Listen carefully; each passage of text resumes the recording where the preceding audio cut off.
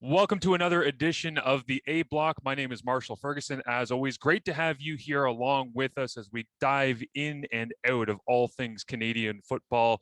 It is April. We're thankful to have April here. We are very thankful, of course, to be able to have our sponsors, Fox 40, who have supported us from the very beginning. Their close vicinity line is designed to help you return to play safely. For 15% off all of your whistle needs, you can visit fox40shop.com and enter the code CFP15. But we are also extremely thankful today to be able to welcome in a new sponsor that we introduced you to back on Friday. If you were listening to Marsh and Mello, it is, of course, Sawdust City Brewing, and the brewmaster and the co-founder of Sawdust City, Sam Corbeil. One of the nicest people I've ever met, I have to say, Sam, because I told the story on Friday of calling you up and basically calling the brewery and being like, hey, is Sam around? They're like, no, that's not a thing. And then I was just like, well, can you just get him to call me? And then you called back, and then you came on radio, and then we had a hell of a time, and it led to all of this. So thank you for being here with us. I'm happy to be here. I'm glad to help out. We're excited to be a sponsor of the CFP. Yeah, it's a great partnership for us, as I told you when I was pitching you guys on all of this, because there are so many people out there who, unprompted, I'd be calling a Ticats game on radio, or I'd be talking about something at the CFL draft, CFL Combine, Grey Cup week, and I would get a message, a tweet, a DM of somebody, and it would just be a glass of beer. Just they'd be sitting in their basement and they'd be like, hey man, I'm throwing one back. And it was always an Ontario craft beer. And that's where the idea kind of came from me. I'm like, well, you guys are super supportive of what we're doing.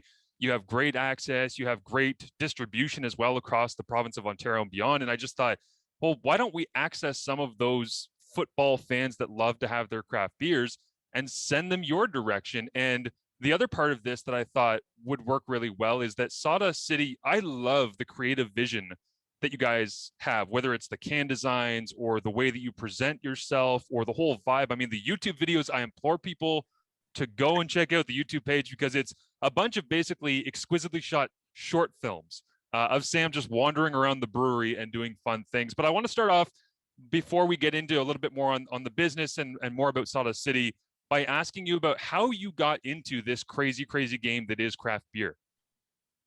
Well, it started about 16 years ago. I was on a trip with my wife and some friends, and we were in Belgium. And I realized while I was sitting in the sort of like the Grand Place in the middle of Brussels, I realized I liked beer a lot more than I liked the advertising thing I was doing at the time. And when I returned back home to my job, I just started looking at beer schools, and I came across one in Berlin. So I headed off to Germany and learned how to make beer over there, and then came back. And that was in 2006. And since then, the craft beer, like you said, it's all over Ontario now. There's over 400 craft breweries. When I started 16 years ago, there was 35. So this is like an explosion. And Crazy. To see where the industry has come in the last 16 years is fantastic. I count myself very lucky to be involved with a lot of this industry, and to see it grow and just be a part of it's been a blessing. How much of a leap of faith was that decision to go to Berlin? Because obviously it's something you felt passionate about from the moment that you realize this is what I want to do. You start to figure out the game plan, but at the same time, going there and immersing yourself in that culture must have been an incredible experience to do, where you're saying, I'm going to step outside of my boundaries a little bit here and I'm going to chase this thing. Well, it was, when I was only 28 or 29 at the time. And I think that's when you sort of, I don't know how many people stay with their first career or end up doing something differently. Right around the time they turn 30, they realize that maybe they weren't in the thing that they wanted to be in. Like you get out of school, you do that, and you're like, I don't know if I really like this. Yeah.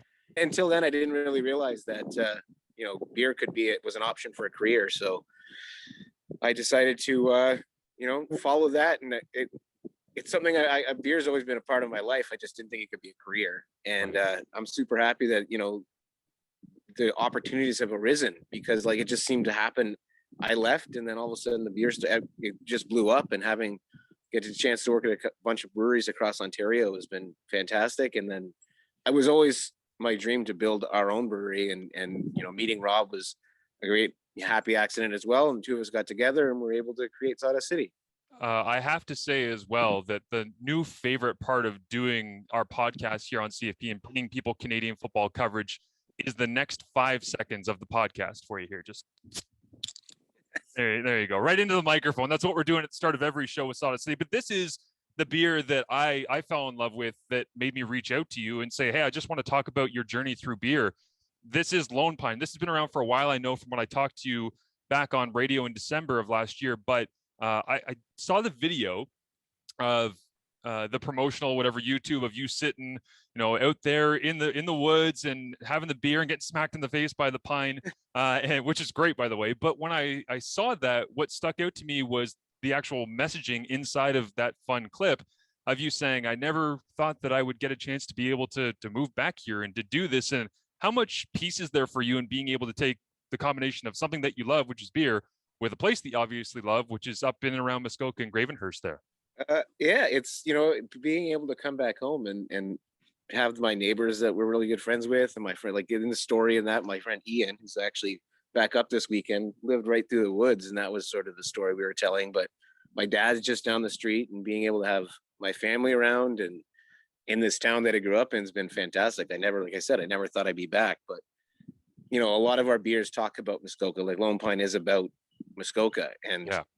We actually just did our 2000th brew, and we did a special version of Lone Pine called Lone Wine, which will be an 11% version of Lone Pine that will be coming in this fall. It's the 10th anniversary of Lone Pine this December. So we have some other ideas that we're cooking up around that, big anniversary. So keep an eye out for those. It's pretty exciting. Jake's got some good ideas, so we're excited. I don't want to let the genie out of the bottle yet. Yeah. That's okay. We'll be here and we'll be ready and waiting. And I know that our listeners are going to support that and make sure that they dive in on all of it. When hearing you say that, it reminds me a lot of another one of my favorite breweries, which is from my hometown of Kingston, which is Spearhead. And when they have their, I don't know if it's Big Kahuna or if it's their big, basically hazy IPA, but one year on my birthday, my then girlfriend, now fiance, took me to their brewery, and they said, well, we've got, the standard 7.5% version that's here.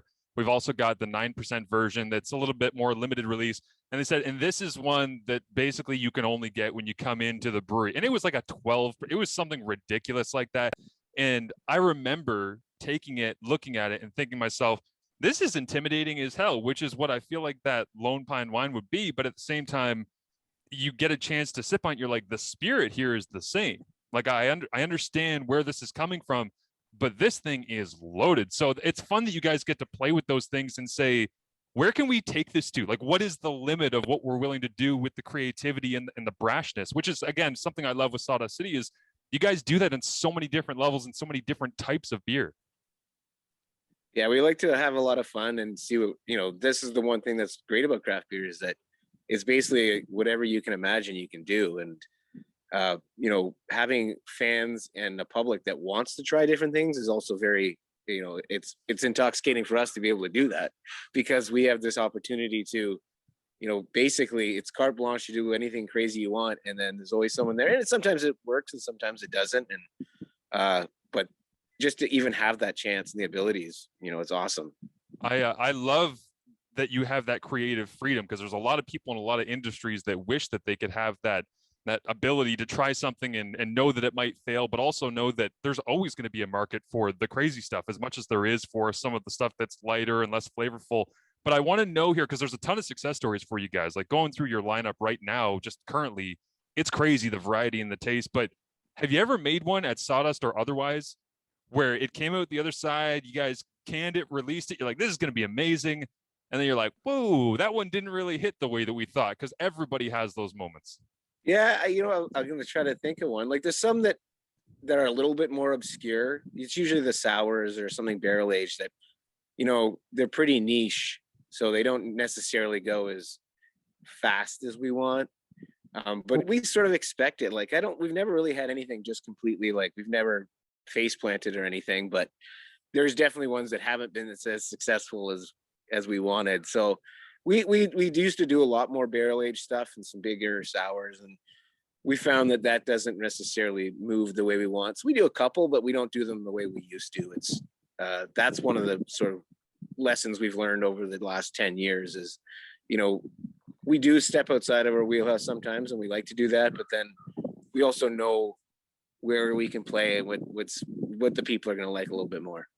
I hate to make you pick amongst your children, not your actual children, because we were talking before you came on about your two kids and it being Easter weekend and all the rest, but to pick one of your favorites, whether it be current or the past, that you look at and you say, that's a great beer. I'm proud to put my name next to that on the can.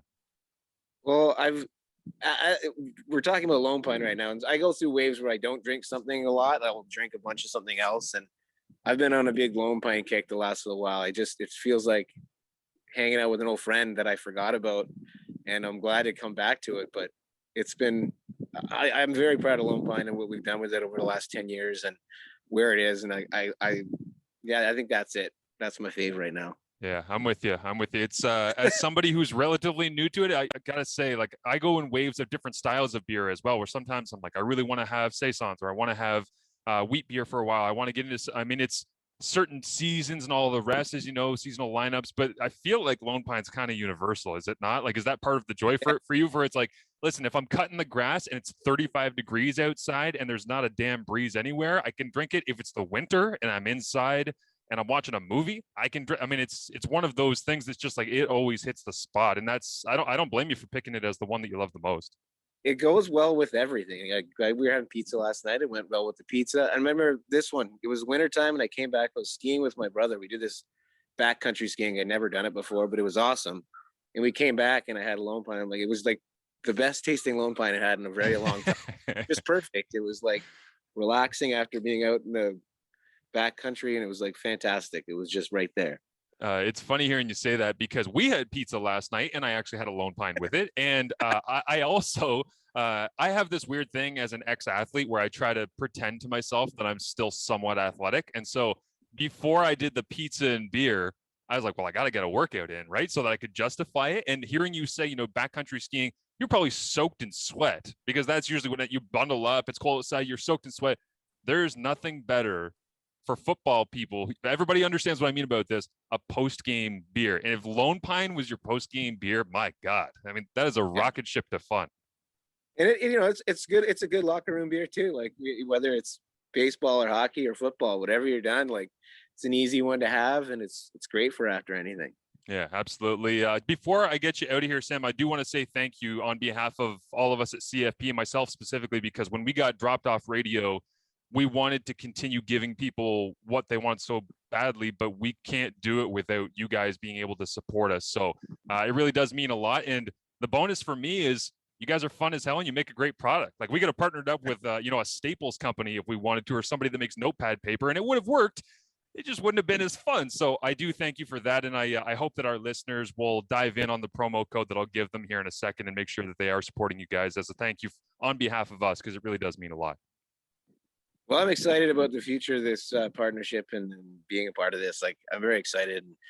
I look forward to more calls and talks about beer and football. Yes, absolutely. We're going to do lots of them, as many as we possibly can. Again, that is Sam Corbeil from Sawdust City Brewing. They are offering brewery fresh beer delivered directly to your door. You can visit their website at sawdustcitybeer.com to shop their wide variety of brews and to learn more. And this April, CFP listeners are getting an exclusive promo code. Use CFP during checkout to receive free shipping on all orders over $100. Shipping is available to Ontario residents only, must be legal drinking age. We had a bunch of people reach out, Sam, over the weekend here on Easter who they said that they used the promo code. And they also, my favorite one was a guy that reached out from Thunder Bay and said, hey, me and a bunch of dads that live on my street get together to watch CFL games, and we like your podcast. And they said, we just ordered like $250, $300 worth of beer to come up here in 2 or 3 different shipments so that we can stock up for CFL season whenever the hell we get back onto the field. So that was nice to hear. Well, thank you so much, Marshall. This is fantastic. And, we're happy to support, and we think this is a great venture. Yeah.